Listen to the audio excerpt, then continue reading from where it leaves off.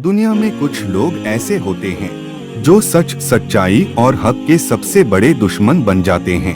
उनमें से एक थी अबू लहब की बीवी उम्मे जमील, जो नबी सल्लल्लाहु अलैहि वसल्लम की सबसे बड़ी दुश्मन और इस्लाम की मुखालिफ थी। उम्मे जमील का परिचय। उम्मे जमील का असल नाम अरवा बिन्त हरब था। वो अबू सुफियान की बहन थी और कुरैश की मशहूर औरत मानी जाती थी।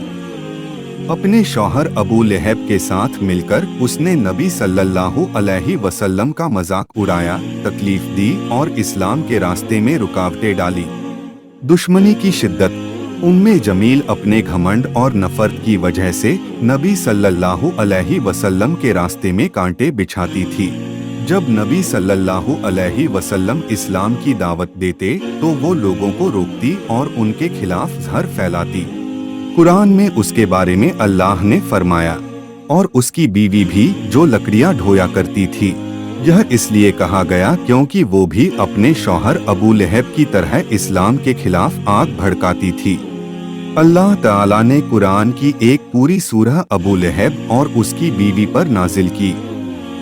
इस सूरह में दोनों के लिए जहन्नुम की सजा बयान की गई। उम्मे जमील को कुरान में हम्माल तब कहा गया, यानी वो औरत जो आग का ईंधन उठाती थी। उम्मे जमील का घमंड। जब उसे पता चला कि कुरान में उसका जिक्र आया है तो वो गुस्से में आ गई और एक पत्थर लेकर नबी सल्लल्लाहु अलैहि वसल्लम को नुकसान पहुंचाने निकली। मगर अल्लाह की हिफाजत थी। उसने नबी सल्लल्लाहु अलैहि वसल्लम को देखा ही नहीं, बस अबू बकर रज़ी अल्लाहु अन्हु को देखा और वापस चली गई। अंजाम।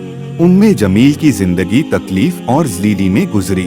कुरान की खबर के मुताबिक उसका आखिरी अंजाम जहन्नुम की आग है, जहां वो अपने शौहर अबू लहब के साथ होगी। हिदायत का पैगाम। अबू लहब और उसकी बीवी की कहानी हमें ये सबक देती है कि इस्लाम की दुश्मनी और हक का इनकार इंसान को बर्बाद कर देता है।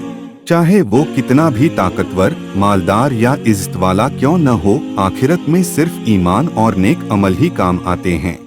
दोस्तों, ये थी कहानी अबू लहब की बीवी उम्मे जमील की, जिसका जिक्र हमेशा कुरान में मिसाल के तौर पर रहेगा। अल्लाह हमें हमेशा हक को कबूल करने और इस्लाम पर कायम रहने की तौफीक दे। आमीन।